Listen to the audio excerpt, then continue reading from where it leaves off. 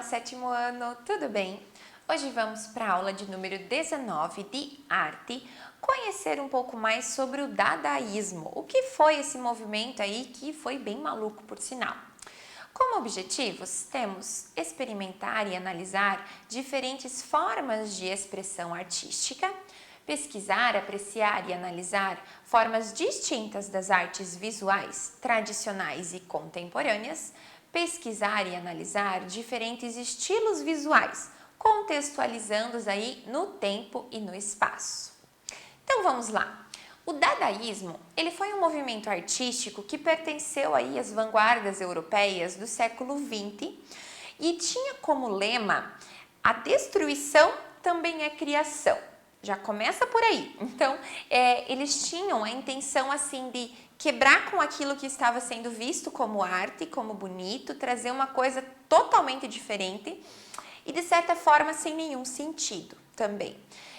A imagem, já a primeira ilustração que eu trouxe para vocês, é uma intervenção onde tem um manequim pendurado no teto, então, da primeira Feira Internacional Dada, né, dadaísta, de 1920. Então já vem por aí, né? Pendurar um manequim no teto da exposição, né, dessa feira, então, vem aí com esse ir contra a arte. É algo assim meio anti-arte, eles até se denominam. Esse movimento, então, ele foi considerado aí propulsor das ideias surrealistas e tinha um caráter assim bem ilógico e de muito protesto também.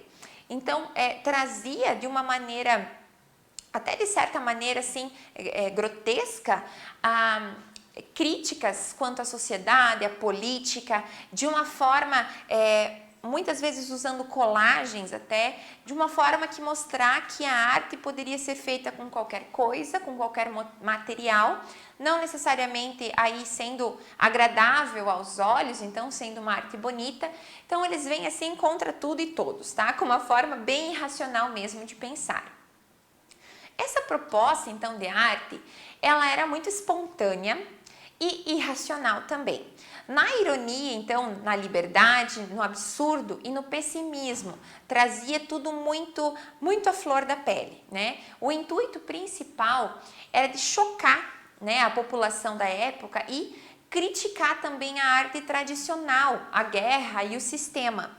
Então eles vinham assim, querendo realmente causar esse impacto muito grande na arte tradicional ali da época, trazendo toda essa ideia de loucura e de tudo mais.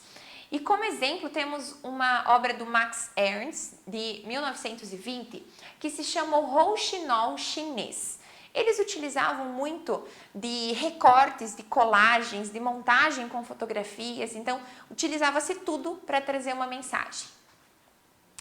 Esse dadaísmo, então, é considerado um movimento anti-artístico, porque tinha realmente essa intenção de questionar a arte e buscava o caótico, ele buscava a imperfeição. Então ele precisava ser estranho, né? Vejam, por exemplo, a vestimenta desse senhor, o Hugo Ball, no Cabaret Voltaire, em 1916. Esse local era um clube em Zurique, onde surgiu então o dadaísmo. Nesse clube noturno reuniam-se vários artistas e eles começavam então a movimentar essas ideias. E o Hugo Ball, então, um dos idealizadores disso tudo, olha só, ele mesmo se transformou em dadaísmo, né? Trazendo uma forma muito peculiar então de se vestir. Esse movimento, então, oficialmente, ele surgiu em Zurique e em 14 de julho de 1916 com o seu primeiro manifesto, que foi assinado pelo escritor alemão, então, Hugo Ball, visto na foto anterior ali, e o documento foi reescrito depois, em 1918, por Tristan Tzara, que também foi um escritor aí e poeta pertencente, então, ao movimento dadaísta. Esse manifesto traz o quê? Um texto que vem explicar essas intenções do movimento e vem mostrar, né, para a população, enfim, o que estava sendo pensado sobre isso. Uma forma até de registrar, né, com esses manifestos. E segundo esse manifesto, o significado da palavra Dada, né, é assim muito curioso, é uma coisa muito confusa. Então vejam, em francês, Dada significa cavalo de pau. Já em alemão, significa algo assim como não me chateis, faz favor, adeus, até a próxima. Nada a ver com o primeiro significado. Em romeno, menos ainda. Em romeno, significaria algo como certamente, claro, tem razão, né? Sim, senhor, realmente. Bom, o que tudo isso tem a ver com o que eles estavam pensando na arte? É justamente isso. É o significar tudo e nada ao mesmo tempo. Porque essas várias interpretações e traduções não têm relação nenhuma entre si, assim como a arte queria ser desse período. Algo totalmente irracional, sem significado. Então, essas definições aí, nelas a gente já percebe, né? Essa ironia, então. E dizem também estudiosos que essa escolha do nome foi totalmente aleatória, assim como a própria arte, né? Que tinha essa intenção. Então, para os dadaístas, esse significado não tem nenhum ou tem todos os significados. E realmente é complicado, porque você pensar que, né, esse Dada, essa palavra, ela pode ser muitas coisas, mas ao mesmo tempo, por ser tão ampla, ela não significa coisa alguma. Então, é isso que eles buscavam. Tanto na escolha aleatória do termo, da palavra, e tendo esses múltiplos significados, é bem o que eles queriam, né? Que essa forma de arte tivesse diversos significados e, ao mesmo tempo, nenhum significado, já que ela era para ser totalmente irracional, estranha e contestadora com o que estava sendo feito na época. Então, nessas definições todas, né, ou indefinições, então, a palavra Dada dá um nome, então, ao movimento, que passa a ser, né, o dadaísmo, e vem mesmo nessa falta de sentido, né, essa bagunça realmente. Aqui temos uma colagem do Raoul Haussmann, de 1923, intitulada ABCD. É uma colagem, como eu falei, já começa daí, né? O que tradicionalmente seriam pinturas estudadas e pensadas e com muitos esboços, eles chegam aí recortando papéis aleatórios, tecidos, revistas, enfim, e colando. Então já vem na maneira de produzir essa arte, eles já começam aí a dar uma mexida em tudo isso. O dadaísmo, ele também, então, como eu falei, é associado a duas principais técnicas, tá? A colagem, como eu falei, então, eles vão usar diversos tipos de materiais. Cartões postais, tecido, papéis, jornais, enfim, o que estivesse à disposição, colados aí, sobrepostos e tudo mais, para criar essa imagem toda cheia de significados e meio irreal, realmente. E também, nesse período, foi utilizado muito os ready-mades, que é tirar um objeto do seu local comum e mudar ele totalmente de sentido. Por exemplo, um exemplo mais popular desse ready-made é a fonte do Marcel Duchamp, onde ele usou um mictório, né, um urinol de louça. Ele comprou esse urinol e inscreveu numa exposição de arte. Ele só mudou ali, virou ele, né, posicionou como ele queria, assinou e era isso o trabalho dele. Então, realmente vinha com essa ideia de trazer elementos super comuns, tirar do contexto e tornar eles de uma forma totalmente irracional, né? Tirar a ideia de utilização que aquele, né, ressignificar aquele objeto. Então, os ready-mades, né, o Marcel Duchamp foi aí o grande criador desse estilo, mas outros artistas vieram muito, até artistas brasileiros aí, trazendo objetos e tirando esses objetos dos contextos aí originais. Como principais artistas aí desse movimento, temos o Hugo Ball, que já mostramos lá no início, e juntamente com a esposa, em 1916, ele criou então o Cabaret Voltaire, que era um clube noturno onde vários artistas se reuniam. E foi ali, de maneira informal, que se começou a movimentar então essas ideias dadaístas até se tornar então uma vanguarda artística. E o Hugo Ball foi o autor do primeiro manifesto dadaísta. Então ele escreveu o que seria aí esse registro realmente do movimento Dada. Também um grande nome é o Francis Picabia. Ele é conhecido aí por sua ironia, né? E ele queria escandalizar o público. Ele depois também veio fazer parte do surrealismo e do cubismo. Está tudo muito parecido e muito ligado. Então, começa aí com o dadaísmo, essa irracionalidade. Aí vai partir para o surrealismo, que também tem essa intenção de ser algo, né, surreal, algo do imaginário e tudo mais. E o cubismo. Então, os artistas, eles participavam não só de um movimento, de um período, mas acabavam aí migrando para outros.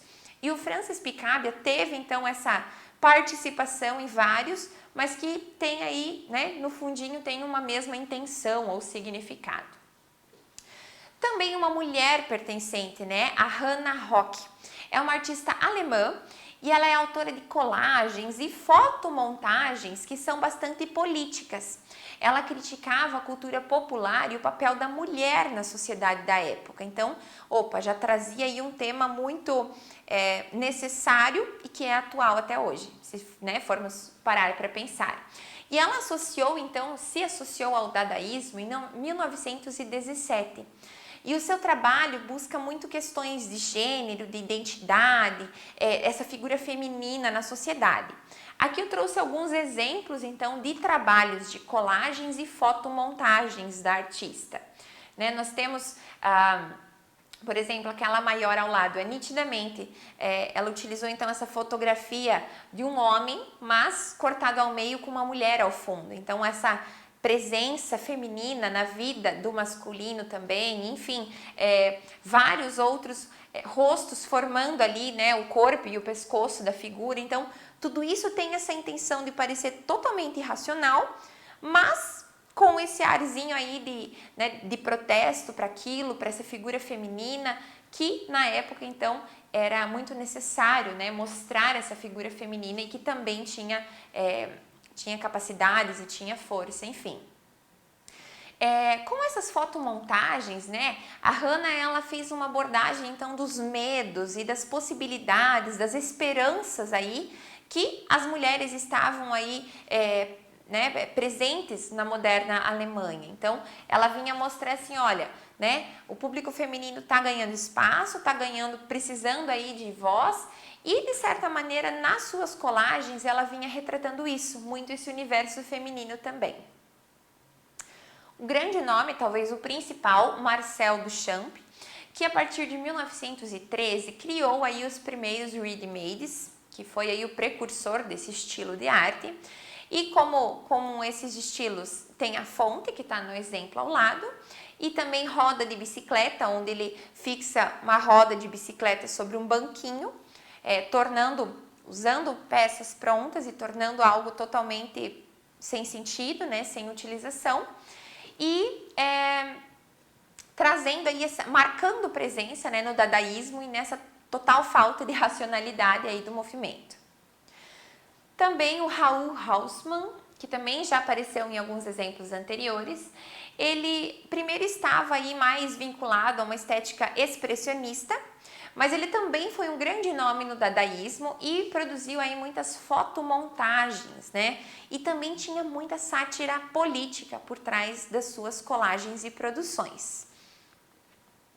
Outro trabalho do Raoul Hoffmann também, colagem em papel e guache, então a técnica que ele utilizou. Outro também grande nome aí é o Tristan Tzara, que é um poeta romeno e um dos principais nomes do dadaísmo aí e grandes defensores do movimento. O Tristan Tzara, ele elaborou então um poema que é como se fosse um manual de instruções para se fazer um poema dadaísta, né? Tendo essa total falta de sentido, que diz o seguinte: imaginem a cena, pegue um jornal, pegue uma tesoura. Escolha nesse jornal um artigo que tenha o tamanho que você quiser dar ao seu poema. Recorte o artigo. Recorte em seguida cuidadosamente cada uma das palavras que foram é que formam esse artigo e ponha-as num saco. Agite suavemente. Retire em seguida cada recorte, um após o outro. Copie consciosamente na ordem por que deixaram o saco. Ou seja, não vai ter sentido algum. E era justamente isso que buscavam, né? Esse poema, então, ela vem mostrar como era também esse ramo da literatura dadaísta, né? Esse sentido, essa falta de lógica, então, da linguagem e de toda essa construção. Muito bem, assim terminamos, então, conhecendo um pouco mais do que foi o dadaísmo e dos principais nomes aí envolvidos nesse movimento. Um abraço e até a próxima!